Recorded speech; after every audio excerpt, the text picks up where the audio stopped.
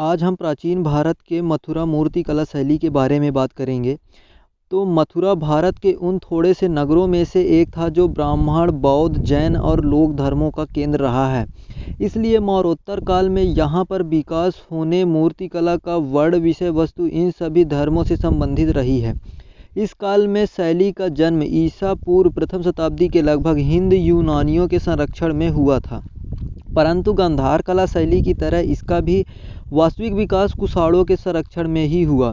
कुषाणों के संरक्षण में प्रथम शताब्दी ईस्वी में मथुरा में विशुद्ध भारतीय कलात्मक गतिविधि एक आकस्मिक घटना रही है, अपितु यहाँ की मूर्तियाँ तो भरहुत सांची की प्राचीन भारतीय कला का ही एक विकसित रूप है।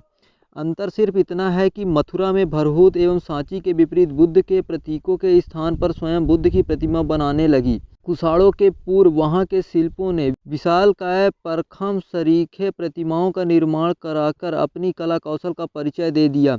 मथुरा कला शैली के अंतर्गत निर्मित मूर्तियों की कई विशेषता रही है। सबसे महत्वपूर्ण बात यह रही है कि मूर्तियाँ सर्वतोमुखी यानी गोलाई में निर्मित है, अर्थात उनके चारों ओर से देखा जा सकता है।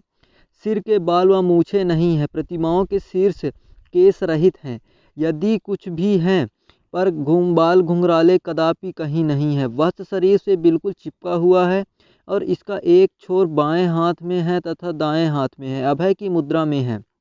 आंखें अर्ध खुली है। सिर के पीछे आभामंडल का मुद्रांकन है जो कि प्रायः सदा है। गांधार शैली में बैठी हुई बुद्ध की मूर्तियां पद्मासन अथवा कमलासन पर है, जबकि मथुरा कला शैली में बुद्ध की हमेशा से प्रतिमाएं सिंहासन है, ना कि कमलासन। बड़ी प्रतिमाओं के पैरों के मध्य सिंह अंकित है। मथुरा कला शैली में मूर्ति के मुख पर आभा एवं प्रभा मंडल है जो दिव्यता एवं आध्यात्मिकता की अभिव्यंजना विशेषता का उल्लेख करता है।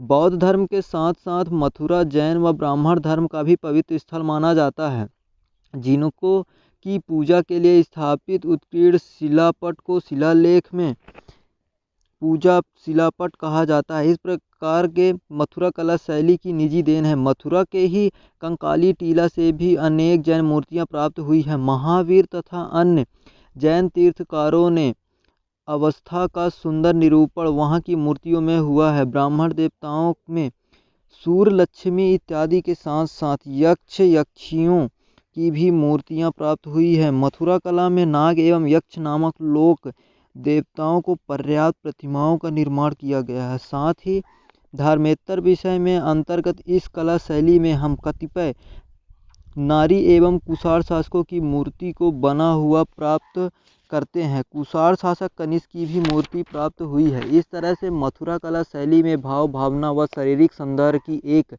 साथ अभिव्यक्ति हुई है। दूसरे शब्दों में आध्यात्मिकता व शारीरिक सौंदर्य के अभिव्यक्ति इस कला शैली की मूर्तियों में साथ साथ हुई है। यह कला शैली आगे वाले कई शताब्दी तक फलती फूलती रही है और सारनाथ तथा गुप्त मूर्ति कला को जन्म दिया। कुछ आधुनिक शोधों के अनुसार बुद्ध की प्रतिमा मूर्ति का निर्माण इसी कला शैली में हुआ था।